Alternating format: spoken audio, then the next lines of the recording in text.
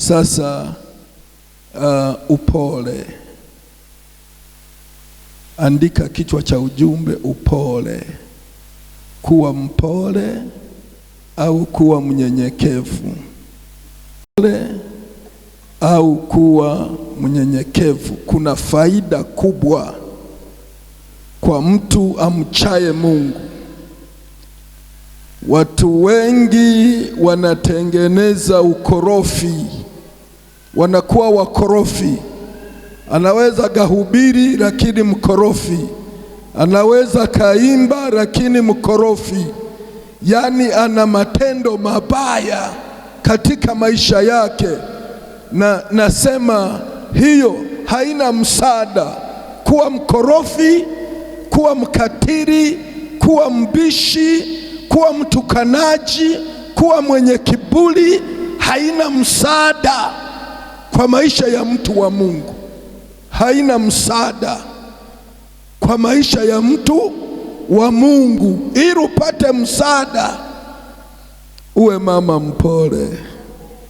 Ili upate msaada, uwe baba mpole. Bwana asifiwe. Mwangalie jirani yako, mwambie unatakiwa kuwa mpole. Kama ni baba, mwambie uwe baba mpole. Kama ni mama, uwe mama mpole. Upole kwa lugha nyingine ni unyenyekevu. Ni unyenyekevu.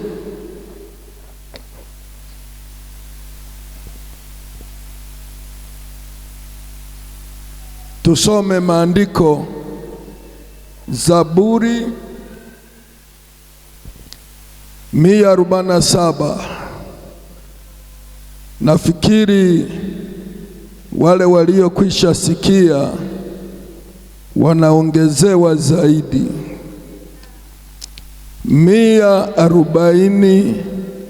147. 147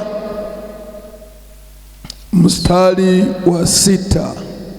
147 mstari wa 6 imeandikwa, Bwana huwategemeza wenye upole, huangusha chini wenye jeuri. Amen. Baba yetu, ni jioni nyingine tena tumekusanyika katika madhabahu yako na katika nyumba yako. Ni kwa sababu ya neema ambayo tunakupenda na tunapenda kujifunza zaidi, ili tuweze kuwa na mafanikio pamoja na ustawi unaotoka kwako. Baba, nitie nguvu, ninene makusudi yako masikioni mwa watoto wako, katika jina la Yesu. Fungua masikio ya kila moja na moyo wa kila moja, na kataa kila roho mbaya, roho ya uharibifu juu ya kila jina, juu ya kila nafsi. Mungu wetu dupendaye, unayeshughulika nasi Baba, naomba useme na mioyo yetu na maisha yetu kwa jina la Yesu, kwa jina la Yesu, kwa jina la Yesu, kwa jina la Yesu, kwa jina la Yesu. Bwana wa majeshi, Mungu wetu liye hai, jifunue. Leta roho ya uzima, leta roho ya uponyaji, leta roho iliyo hai juu ya nafsi ya kila moja na juu ya maisha ya kila moja. Nitie nguvu, Roho wa neema, nipate kusimama katika saa hii kwa jina la Yesu Mwokozi. Wote tuseme amen.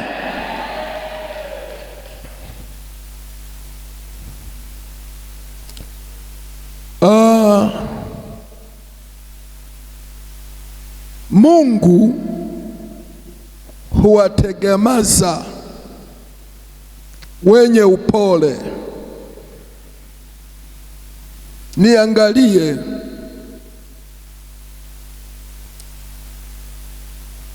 utaelewa kama ni mpole lakini utaelewa kama ni mkorofi.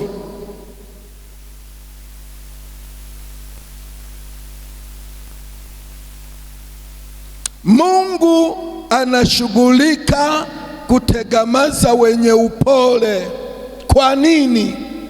Mtu mpole ni mtu anayeonewa, ni mtu anayedharauliwa, ni mtu anayeteseka, ni mtu mwenye maumivu, ni mtu mwenye shida, ni mtu ambaye ni mkimya, ni mtu ambaye anategemea uweza unaotoka kwa Mungu, lakini yeye mwenyewe hawezi kujipigania, hawezi kujishindania.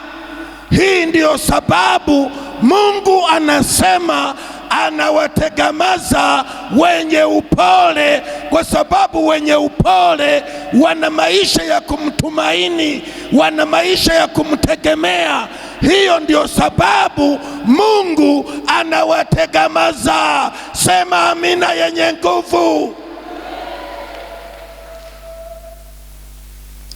Mtu anayehitaji msaada, mtu ambaye anaamini kabisa kwa yeye hawezi, lakini ni mtu ambaye anajua Mungu anaweza kufanya maajabu katika maisha yake.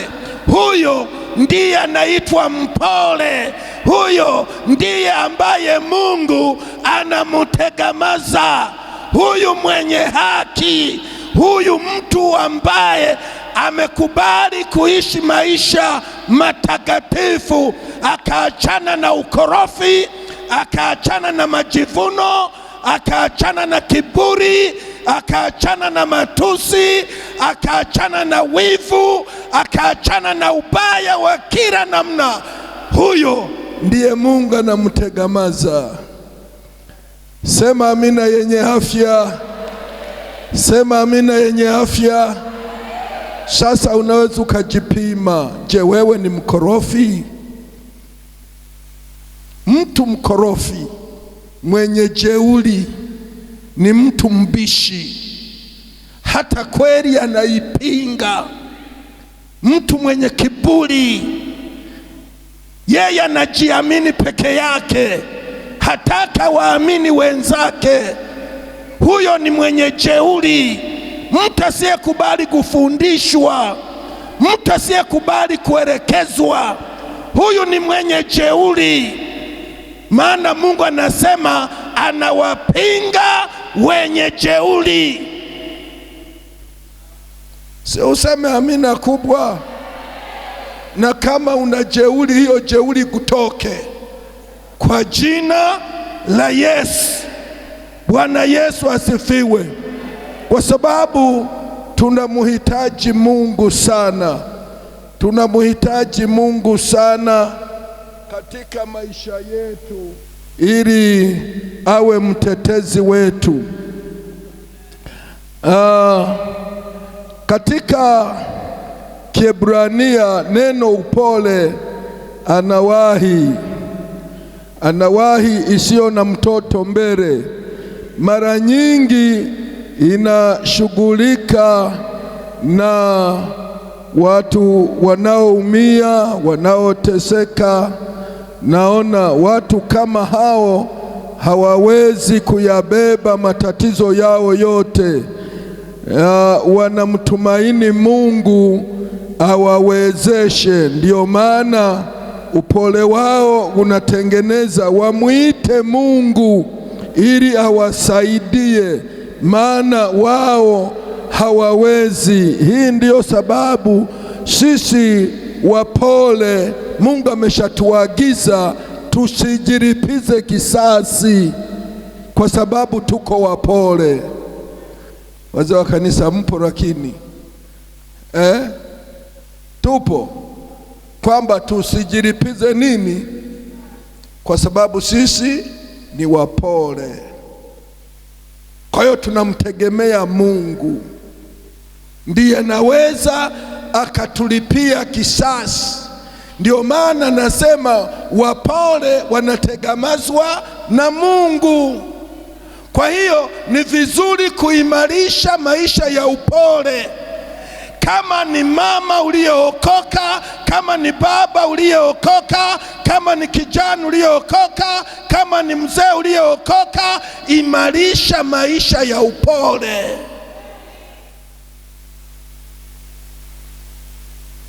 Sema amen tena. Sawa. Upole nao ni jibu. Si unakuwa mkorofi mpaka mtaa wote wanakujua kwamba yule mama wa pale ni hatari. Hiyo ni mbaya. Hiyo ni mbaya. Tusome maandiko mengine. Yesu asifiwe. Sasa niombe tuyagawane maandiko. Tuyagawane maandiko ambayo yanatokea kwenye namba 1 yenyewe kabisa, ambayo inasema Mungu huwainua wanyenyekevu na kuwategamaza. Unaona? Kwa hiyo maandiko tunayokwenda kuyasoma ni maandiko ambayo yanatuhakikishia msaada wa Mungu wenye kushinda kwa wale ambao tunamcha. Mungu anatoa msaada ambao tunashinda kwa sababu yeye Mungu ndiye mtetezi wetu. Bwana Yesu asifiwe.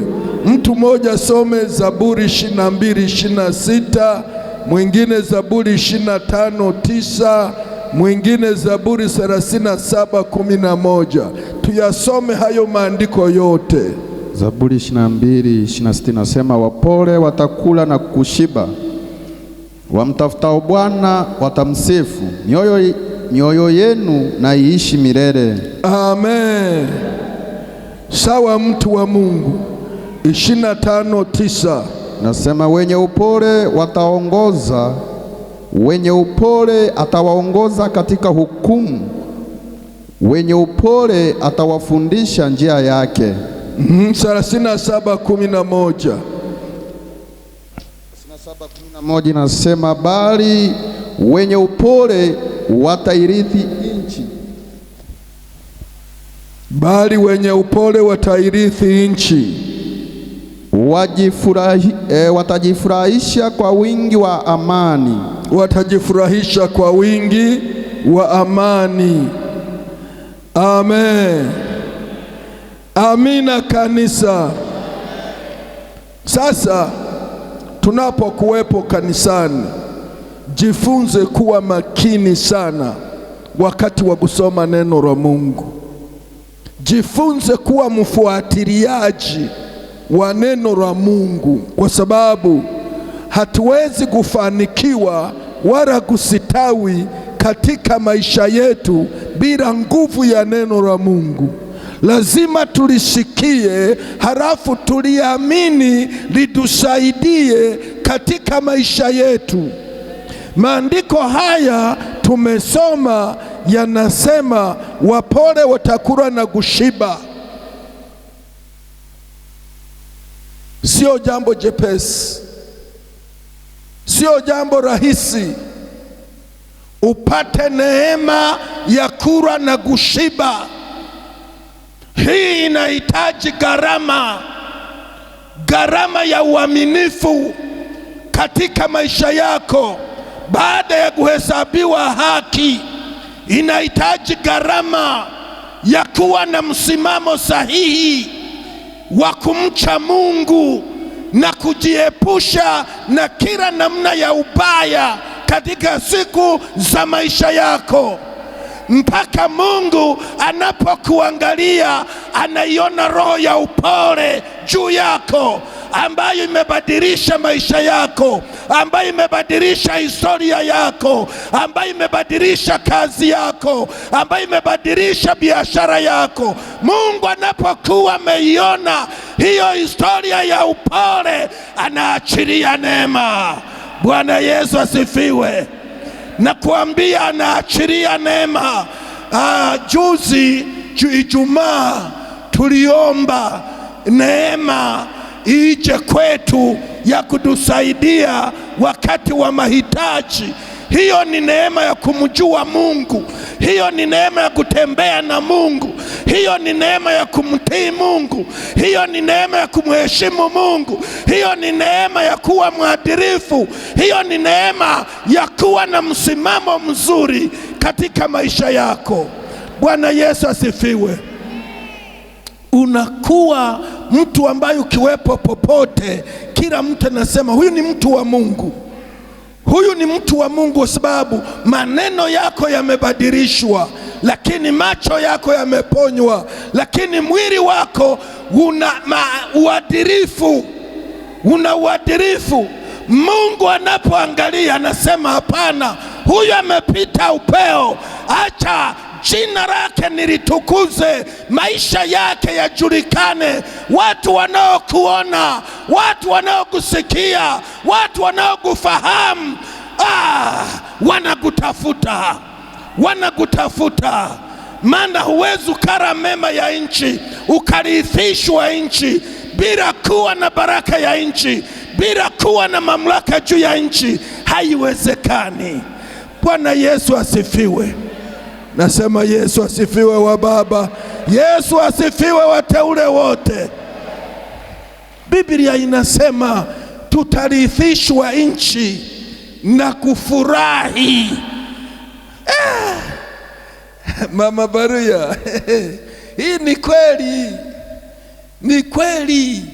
Unaishi maisha yasiyojuta, maisha ya kumwona Mungu ni Baba. Yeye ndiye faraja, lakini amenibadilisha moyo, amebadilisha macho, amebadilisha mwili, amebadilisha msimamo, amebadilisha maisha. Mimi nabaki nasubiri ujio wake kuja kunichukua nikapumzike mbinguni. Lakini duniani Mungu alinifanya kuwa alama yake. Bwana asifiwe sana. Na kuambia hata kama ni ofisini, watu wote wanajua kwamba Mama Salome ni hatari. Bila neno lake mambo hayaendi. Ni kwa nini? Mungu sasa nataka ule ushibe.